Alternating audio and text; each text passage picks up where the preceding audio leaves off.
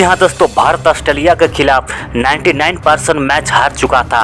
फिर गेंदबाजों ने किया चमत्कार। तो दोस्तों, भारत और ऑस्ट्रेलिया के बीच दिल दहला देने वाले मैच का पूरा हाइलाइट्स हम आप लोगों को बताएंगे इस पूरी वीडियो में। तो वीडियो काफ़ी इंटरेस्टिंग होने वाला है, इसलिए वीडियो को बिना स्किप किए अंत तक देखते रहिए।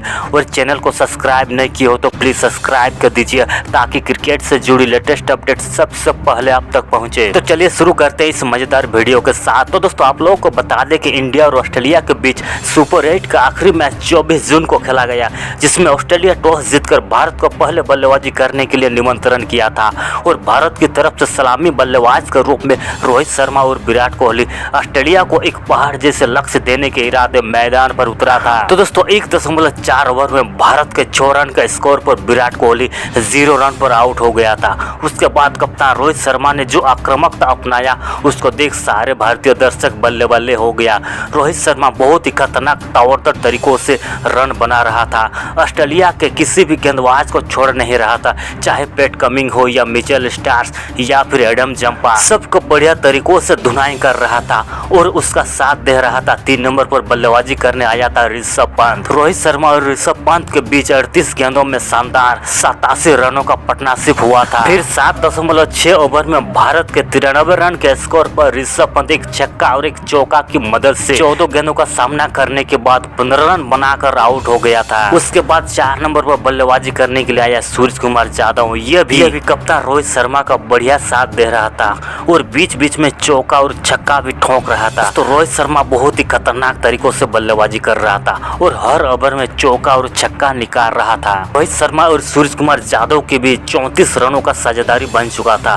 फिर 11.2 ओवर में भारत का 127 रन के स्कोर पर रोहित शर्मा 40 गेंदों का सामना करने के बाद शानदार 92 रन बनाकर पेविलियन चल गए थे। फिर 5 नंबर पर बल्लेबाजी करने के लिए आया शिवम दुबे। शिवम दुबे भी क्रीज पर आते ही एक चौका जोड़ दिया था, यानी शिवम दुबे भी बढ़िया लय में बल्लेबाजी कर रहा था। दुबे और सूर्य कुमार यादव के बीच 32 रनों का साझेदारी बन चुका था। उसके बाद 14.3 भारत का 159 रन के स्कोर पर सूर्य कुमार यादव 2 छक्के और 3 चौकों की मदद से 16 गेंदों का सामना करने के बाद 31 रन बनाकर पेविलियन चल गए थे। उसके बाद 6 नंबर पर बल्लेबाजी करने के लिए आया हार्दिक पांड्या। यह भी खतरनाक लोई में बल्लेबाजी कर रहा था। शिवम दुबे और हार्दिक पांड्या के बीच 35 रनों का साझेदारी हुआ था। उसके बाद 18.4 ओवर में भारत का 194 रन के स्कोर पर शिवम दुबे एक छक्का और 2 चौकों की मदद से 22 गेंदों का सामना करने के बाद शानदार 28 रन बनाकर अपना विकेट गंवा दिया था। उसके बाद हार्दिक पांड्या 27 और रविंद्र जडेजा 9 रन बनाकर नॉट आउट रहे थे और भारत पूरे 20 ओवर खेलने के बाद 5 विकेट के नुकसान पर 205 रन बनाया था और भारत ने ऑस्ट्रेलिया को 206 रनों का विशाल लक्ष्य दिया था। इसी लक्ष्य को पीछा करने के लिए ऑस्ट्रेलिया के तरफ से सलामी बल्लेबाज के रूप में डेविड वार्नर और ट्रेविस हेड बल्लेबाजी करने के लिए मैदान पर आया था और भारत की तरफ से ओपनिंग गेंदबाजी करने के लिए हर्षदीप सिंह आया था। हर्षदीप सिंह पहले ही ओवर की अंतिम गेंद में डेविड वार्नर का चलता किया। उसके बाद 3 नंबर पर बल्लेबाजी करने के लिए आया मिचेल मार्श। यह भी खतरनाक तरीकों से बल्लेबाजी कर रहा था।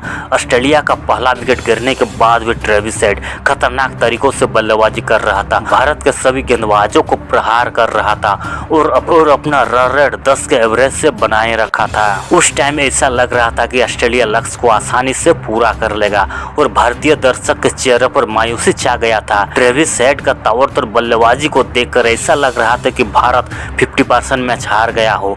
उसके बाद 8.6 ओवर में कुलदीप यादव ने मिचेल मार्श को फंसाया और पेविलियन भेज दिया।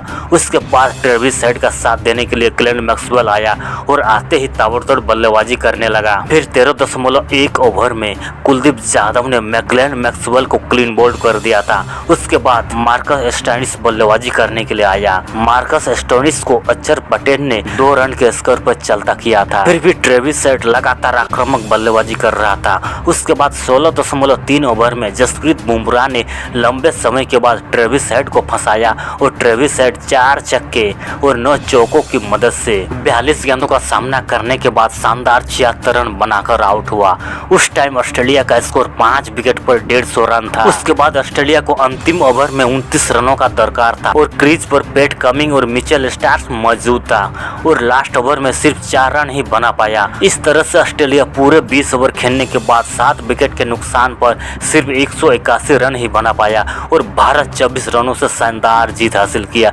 इसी जीत के साथ भारत सेमीफाइनल के लिए फिक्स हो गया। तो दोस्तों आप लोग कमेंट करके जरूर बताना कि क्या भारत T20 वर्ल्ड कप 2024 का ट्रॉफी अपने नाम कर पाएगा। तो दोस्तों वीडियो को यहाँ तक देखने के लिए आप लोगों को बहुत बहुत धन्यवाद।